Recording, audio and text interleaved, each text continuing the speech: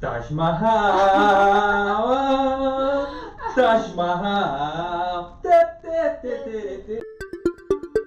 Começando mais um ITS ao vivo, tradicional na nossa quarta-feira, nossa live do dia. Meu nome é Karina, sou da equipe de mídia aqui do ITS, pesquisadora de mídia. Estamos também, se apresentem, pessoal. Olá pessoal, boa tarde, cheguem junto. Hoje a gente vai falar sobre um monte de coisas, mas algumas dessas coisas o Marcos já vai apresentar pra gente. Eu sou Débora Albu, da equipe de Democracia e Tecnologia. E eu sou o Marco Konopak, também da equipe de Democracia e Tecnologia no ITS Rio. Pronto. Hoje... Esse é o ITS ao vivo.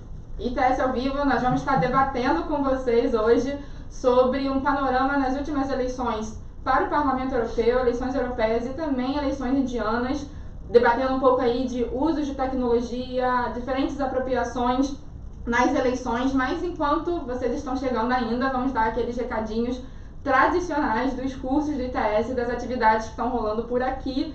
E vocês vão estar vendo os links para vocês se inscreverem nos cursos e todas as informações que a gente vai estar dando nos comentários aqui da nossa live. Nós estamos com cursos abertos para o curso Big Data, da Caixa Preta Governança, que começa no dia 17 de junho. Vocês podem conferir, está muito legal. Estamos também com inscrições abertas para o ITS Law School. Vocês vão poder ver o site que foi lançado essa semana, está muito legal também. E a nossa International School of Law and Technology, que vai acontecer em São Paulo no dia 15 de julho também. Então vocês vão poder estar conferindo aí toda a programação de todos esses cursos nos sites que a Vanessa está colocando para vocês nos comentários. Também o que tem? Hoje saiu um novo episódio do nosso podcast apresentado pelo Gabriel Aleixo e pelo Guilherme Nigri, o Bit by Bit. Hoje tratando aí de inovações no mundo do hardware, que mais? Me deu um branco. Investimento também na China e a chegada da Huawei para valer aqui no Brasil também. E Debs, tem a varanda semana que vem aí com inscrições abertas também. Exato. Conta pra gente. Semana que vem, gente, segunda-feira, a gente vai ter uma varanda super especial sobre design jurídico criativo. E essa varanda, ela vai ser especial porque ela vai ser com a Tessa Manuello, que é uma professora canadense, francesa e canadense. E a Tessa tem uma iniciativa chamada Legal Creatives e ela vai estar aqui no Brasil dando uma masterclass durante a segunda-feira, durante o dia todo. Inclusive vocês podem se inscrever também ainda para participar dessa masterclass, que vai ser super interessante, em que ela vai abordar essa metodologia que ela desenvolveu usando a criatividade para resolver problemas legais, problemas jurídicos. E aí no final do dia a gente vai ter a nossa tradicional varanda lá no Nex, com a Tessa e mais 2 participantes também falando sobre inovação no campo jurídico. Eu vou colocar aqui o link para vocês se inscreverem e participarem com a gente na próxima segunda-feira, dia 3. Excelente! Excelente! Já estamos com 7 pessoas, acho que a gente já pode aí começar a tocar esse debate. Olá pessoal, tudo bem? Então, por onde a gente começa? Tudo muito amplo, né? Assim, se a gente, é claro, quando a gente começa a debater tecnologia e eleições, a gente tem uma infinidade de abordagens que a gente pode dar. A gente pode, inclusive, ressaltar a importância do papel da tecnologia no acesso pelos eleitores à informação para a escolha dos seus candidatos, acesso a dados governamentais e de políticas públicas para melhor tomar decisão para avaliação de governos. E o período eleitoral é o período em que as pessoas estão mais aguçadas dos seus sentidos para olhar o comportamento político, para olhar o posicionamento dos seus candidatos, as propostas. E a tecnologia ela ajuda muito nisso. No entanto, a tecnologia ultimamente ela está também gerando polêmicas com relação à apropriação e o uso dela também como um instrumento, uma arma para manipulação do debate público, em especial usando técnicas de criação de desordem de informação, de campanhas de desinformação. E isso não foi diferente quando a gente observa eleições na Índia, eleições na Europa, do Parlamento Europeu, e observar esse fenômeno também muito... não adianta a gente olhar de forma simplista para a identificação do fenômeno do tipo, simplesmente existem grupos que sabem usar muito bem a tecnologia e para isso conseguiram manipular, colocar suas ideias na cabeça das pessoas e elegeram um monte de gente. É importante complexificar essa ideia, justamente entender que a tecnologia por si só ela não manipula, ela não transforma a cabeça das pessoas, mas existe também um componente sociológico e um componente político, das pessoas transformarem a forma do seu comportamento e a sua forma de atuar durante as eleições. Existe sim um crescimento de grupos polarizados que usam a polarização inclusive como um instrumento para se tornarem populares. Isso é um componente aí que vem da sociologia, da estratégia política, e a tecnologia ela muitas vezes é usada como meio para poder potencializar essa polarização. Então, a gente teve... eu estou esperando vocês puxarem coisa também.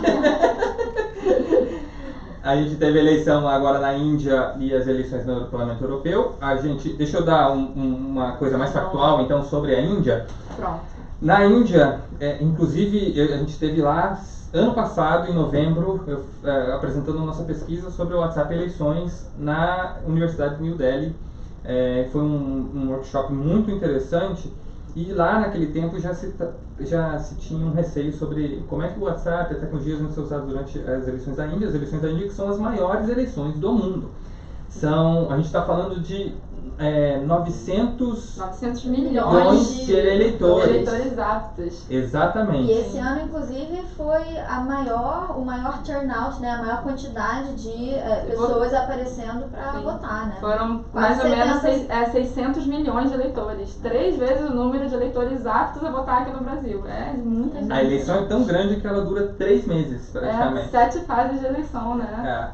Muito complexo. E lá, a estrutura política, inclusive, da Índia é uma estrutura bastante complexa. Eles têm partidos nacionais que disputam em todas as regiões, eles têm partidos regionais que fazem a disputa regional e aí criam as suas alianças regionais e nacionais. E o partido do primeiro-ministro, que é o BJP, que é o partido do primeiro-ministro Modi. Narendra Modi, ele era um partido que estava muito forte na legislatura passada e agora se tornou cada vez ainda mais forte. Inclusive aconteceu um fenômeno super interessante que os analistas políticos agora estão se debruçando sobre isso. O sistema indiano eleitoral, o sistema político indiano ele é muito espelhado no sistema inglês. Uhum. Por conta que, enfim, é uma ex-colônia e tal. E aí, como é que funciona o sistema inglês? Você tem uma situação, uma maioria nominada que forma um governo, a partir do seu primeiro-ministro forma um gabinete.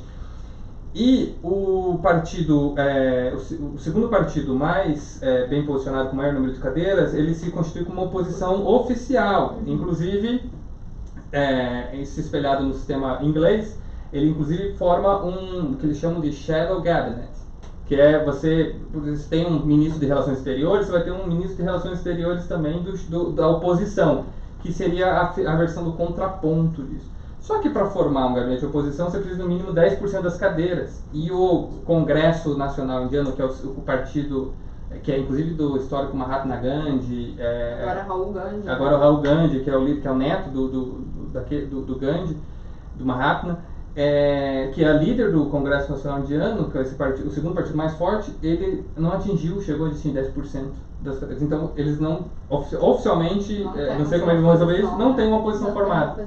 Então, pensando nessa versão totalitária das coisas e dessa crescimento e concentração de hegemonias políticas muito fortes, a Índia vai se deparar com uma questão super importante aí. Exatamente. Para os grandes fiéis, para os militantes, muito bom, vai ter uma facilidade muito grande, mas para quem não estava assim tão fiel assim, vai ser uma questão muito complicada, né, complexa, e parece que Raul Gandhi não ganhou nem no próprio distrito dele, né, foi uma estratégia ali de vamos votar para conseguir ali uma posição, mas aí esqueceram dessa estratégia que não, precisa ter os 10% e tal.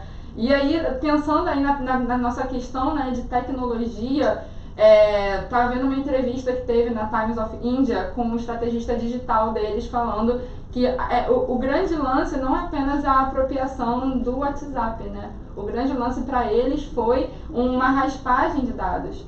Foi um tratamento de dados muito pensado, ao longo de muito tempo também, que não foi do dia para a noite, para utilizar esses dados no WhatsApp, né? Para o famoso microdirecionamento de propaganda política, que já é muito comum em outras plataformas digitais, mas que agora aí tem uma nova plataforma, o WhatsApp, com funcionamento totalmente diferente, né? Acho que é tentar superar um pouco da lógica de mediação algorítmica e entender como disseminar informação nessa plataforma. E aí foi muito legal ver algumas entrevistas que os estrategistas do próprio BJP deram, que era falando desse esforço de segmentação de dados para criar grupos, perfis, né, uma personalização de pessoas que tinham propensão de colaborar na disseminação de alguns conteúdos importantes, caros para a campanha ou não, né? E aí,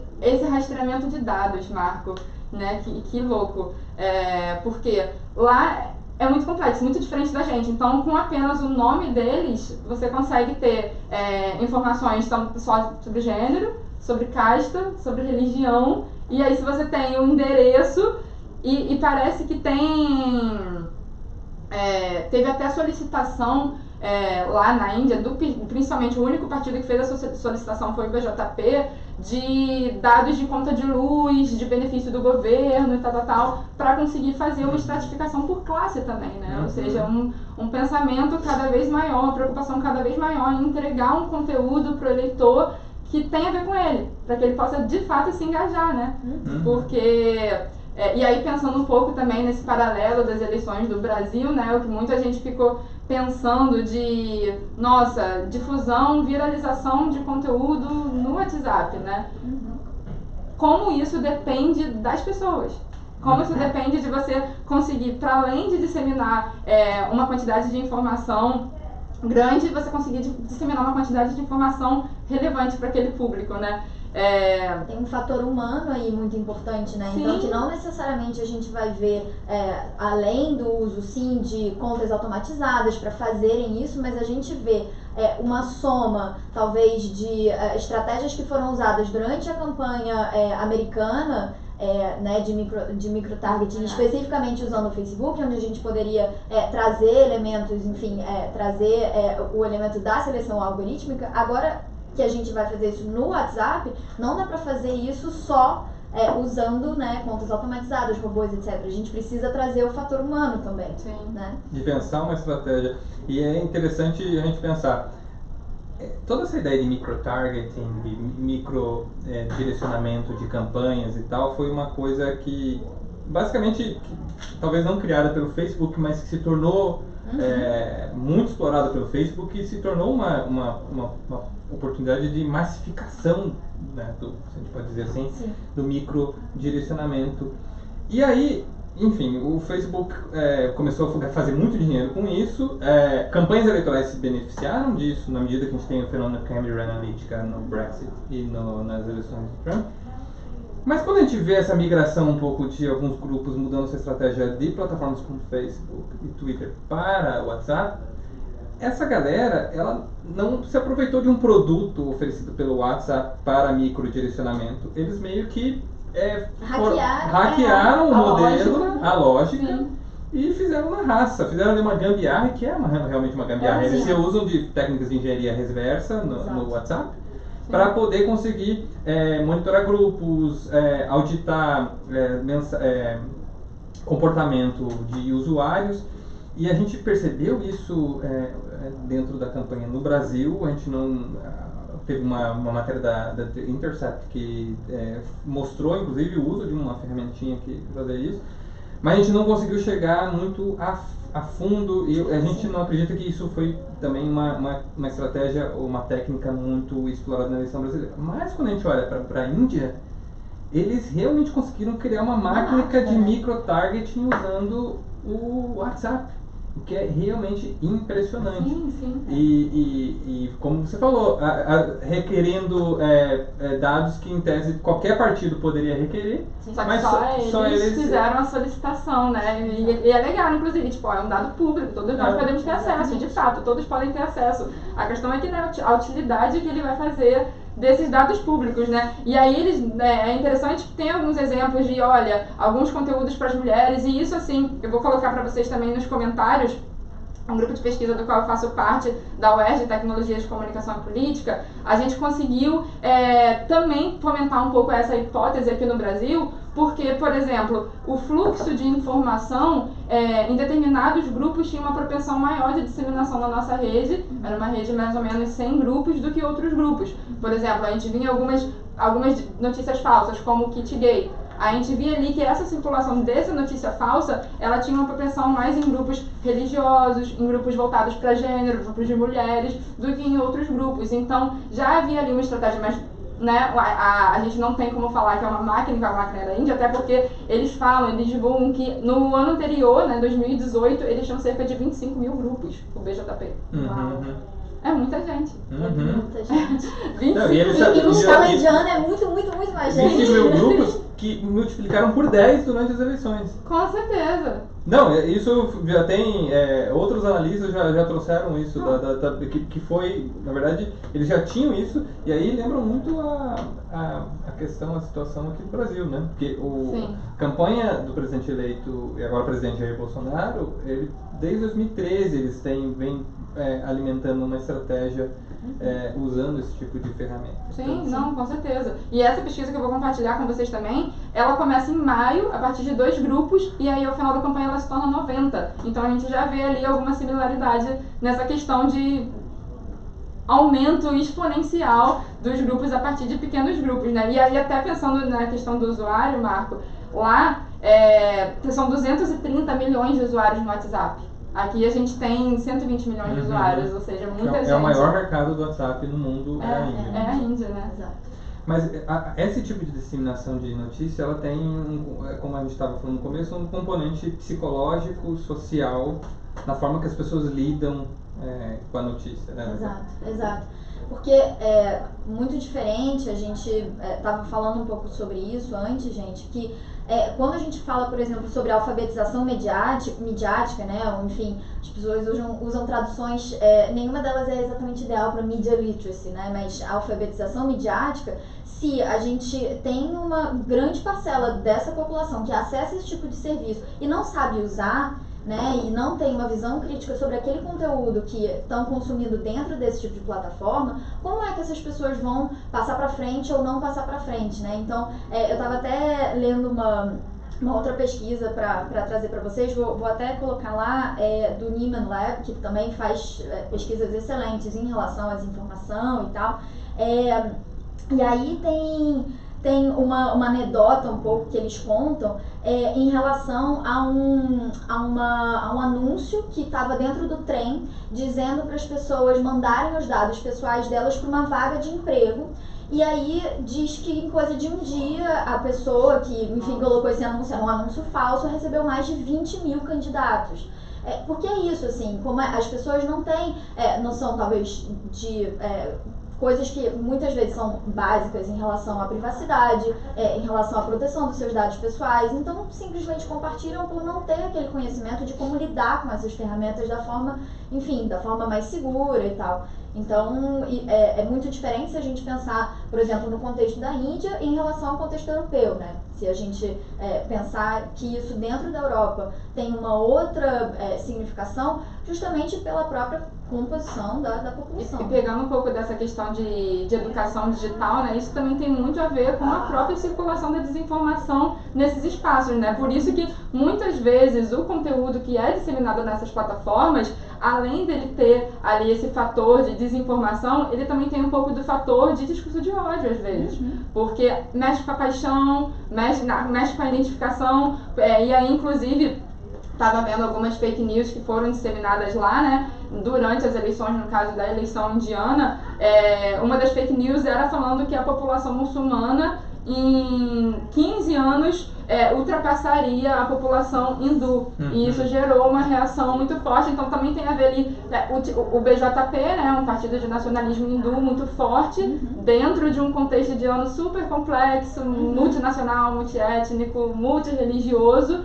E aí, algumas informações que tiveram destaque nessa viralização de desinformação foram informações de discurso de ódio, que geraram uma reação negativa ao povo muçulmano. Né? Exato, e ainda mais considerando, enfim, um contexto recente de conflito na Caxemira, de um novo caso, né, enfim. Então, notícias que mexem com isso dentro do contexto indiano, né, de você colocar os hindus em relação aos muçulmanos e tem um embate religioso ali, a partir do momento em que você tem, dentro do contexto político-econômico, uma outra crise na região da Caxemira, isso é terrível, né? Isso de novo, tudo colocando dentro de um grande caldeirão que a gente só botar mais uma pitada de sal, o negócio explode. É super perigoso, e aí tocando nesse assunto com relação a proteção de minorias e aliás, a situação de minorias na Índia. A Índia, nesse sentido, é muito parecida com uma forçação de barra muito grande com o Brasil, no sentido de ser um país multiétnico, você tem diferentes composições religiosas, culturais, dentro do mesmo território. E o que se está se exacerbando lá é justamente esse nacionalismo hindu, que é diferente de um nacionalismo indiano. O hinduísmo é dos grupos, que é um grupo majoritário. 80% da população, mais ou menos. Né? Exato, só que aí você tem as minorias muçulmanas, as minorias católicas,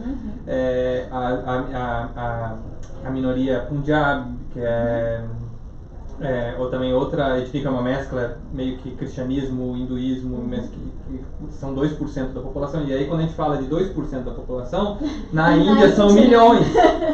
Num país de 1,2 bilhão de habitantes. 2%, mais de 20 milhões de pessoas, gente pra caramba. Gente pra caramba. Tem até uma brincadeira que qualquer campeonato de xadrez na Índia reúne 1 milhão e precisa de 3 meses para ter o resultado. Mas enfim, essa exacerbação do discurso, porque o que acontece? Voltando, dando um passo atrás. Esse tipo de estratégia polarizadora para capturar esse componente psicológico das pessoas, como você mesmo citou. Em 15 anos a população muçulmana vai ultrapassar a população hindu. Isso é um gatilho que não como é que eu vou dizer? Que não é um gatilho ou um pensamento ao léu.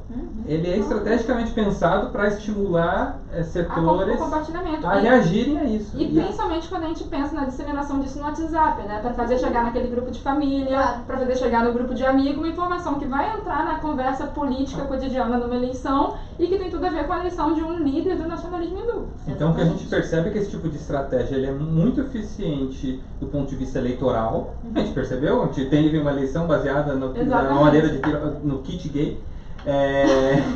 E que foi o segundo maior tema compartilhado nas eleições, debatido. Se a gente não debateu educação, não debateu nenhuma outra coisa. A própria reforma da Previdência não debateu, a gente debateu kit gay nas eleições.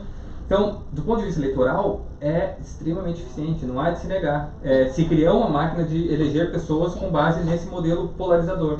No entanto, olha as consequências sociais extremamente perigosas que esse tipo de técnica e abordagem cria. E aí, falando um pouco dessa coisa de uso de tecnologia, fechando ali da Índia, né? Uma coisa que também achei uma similaridade interessante foi a utilização de diferentes plataformas em conjunto, porque eu estava dando ontem no estágio de docência lá na UF e perguntaram para mim, sem o WhatsApp a gente teria uma vitória do presidente aqui no Brasil? E aí é interessante pensar que quem está tendo sucesso, apesar de ter ali uma inovação na utilização do WhatsApp, não utiliza só o WhatsApp. Pelo contrário, é uma estratégia de utilização do ecossistema midiático em conjunto. Inclusive, porque uma das coisas que eu achei muito similar foi a utilização do WhatsApp para difusão de tweets e também para orquestrar, por exemplo, temas na Trend Topics do Twitter. Então, alavancar temas, o que foi muito parecido aqui, para causar aquela distorção participativa do debate público, né, da opinião pública, e isso aconteceu com muita força lá. Inclusive também para ataques de jornalista, coisas do tipo. E uma informação relevante, né, tem a ver também com a quantidade populacional da China, mas o Narendra Modi, ele é o líder político mais seguido no Instagram. Ele é um influencer. No Instagram. No Instagram. O Trump, ele tá em 3º lugar. O nosso presidente Bolsonaro, ele tá em 4º. E o Papa Francisco em 5º lugar. Olha só. Informações da Twiplomacy, eu também vou estar compartilhando com vocês. E no caso do Twitter, né, o Narendra Modi, ele é o 3º mais seguido do Twitter, ou seja, a gente vê ali um esforço de ocupar, e o estrategista digital fala um pouco disso, né, de que a mídia paga, né, a mídia social e as mídias pagas, elas têm um importante papel, mais em conjunto com a mídia tradicional. Olha só, eles têm ali um discernimento na estratégia deles de que o que importa é você estar onipresente. Onipresente na mídia, um bombardeio de mensagens o tempo inteiro que faz você entrar ali naquela conversa cotidiana, né? Então eu achei isso muito interessante. Inclusive o BJP, as plataformas digitais divulgaram gastos eleitorais e dentro das eleições da Índia eles utilizaram 60% dos gastos de toda a campanha eleitoral. O BJP fez uso de 60%. Entendeu? 6 vezes mais do que o Partido do Congresso Nacional indiano. Então, olha, e não só o WhatsApp, né? Então, a mídia, eles realmente fizeram um esforço de ocupar esse ecossistema de plataformas. Estava vendo aqui um dado interessante. Eu abri o perfil do Narendra Modi do Twitter. Ele está lá desde janeiro de 2009.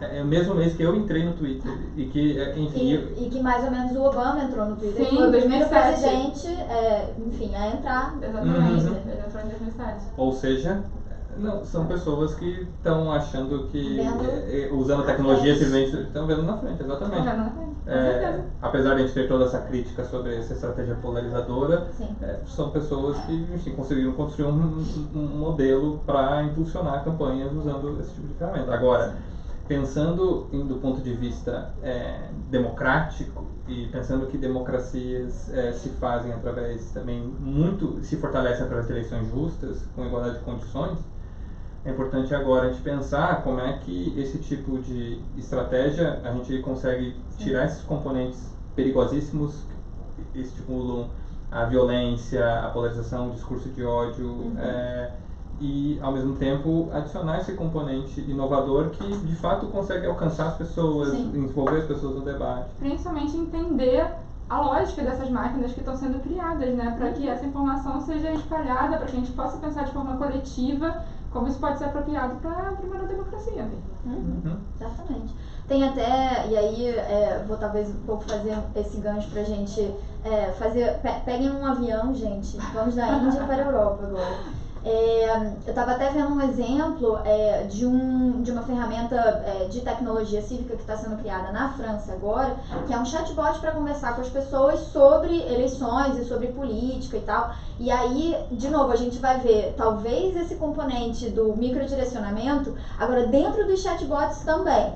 Né? Então, como é que a gente vai pensar a linguagem, enfim, processamento de linguagem natural, não só usando algoritmos, a gente agora foi para o WhatsApp, como é que a gente vai ter um chatbot dentro da nossa caixa mandando mensagem direto? E aí, de novo, a gente pode ver isso como uma ferramenta que é super positiva e que pode trazer, talvez, essa igualdade de condições a partir do momento em que mais pessoas vão ter mais acesso à informação mais completa, mas também pode ser uma ferramenta que, enfim, traga esse elemento do microdirecionamento ainda mais para literalmente dentro da sua caixa de entrada. Os algoritmos não são nossos inimigos. Eles não são. Os algoritmos e a inteligência artificial e toda essa tecnologia vão nos ajudar a criar cogniscência, essa é a palavra? Ou a ampliar a nossa cognição com uma realidade cada vez mais complexa, transpassada por um fluxo de informação absurdo. Então, nós aqui do ITS, inclusive, sempre pensamos no elemento progressista das tecnologias e como transformá-la, porque parar o trem da história e frear para que nós desçamos desse trem não vai rolar. Não, a gente fala muito disso, né? Quando a gente diz que o que é importante é trazer um elemento de transparência para o uso dessas ferramentas, né? Então, é importante a gente saber como elas estão sendo usadas e para quê. E quanto mais informação a gente tiver, melhor para poder saber como navegar, né? E não necessariamente dizer isso aqui é bom, isso aqui é ruim. Com certeza. É isso? É isso, tá vendo aqui que a gente tem 30 minutos de live, a gente nem se deu conta que o tempo foi passando. A Geisa também falou que está fazendo mestrado em Lisboa e pretende dissertar na área de Direito e Tecnologia, por isso ela sempre acompanha a gente, porque os temas são muito atuais. Obrigada, Geisa, por acompanhar aqui com a gente. E aí, gente, fechamos? Fechamos. Acho que... tem mais algum recado final? Não se esqueçam de se inscrever nos nossos cursos. Os links já estão todos disponíveis Esse foi aí o para ITS ao vocês. vivo. Muito obrigada, gente, por acompanhar eu posso com a terminar gente. com a música que a gente começou, só que agora com uma versão... Agora uma versão melhor. Taj Mahal! Tchau, gente! Tchau, tchau. Até Taj semana que vem. Mahal! Imagina.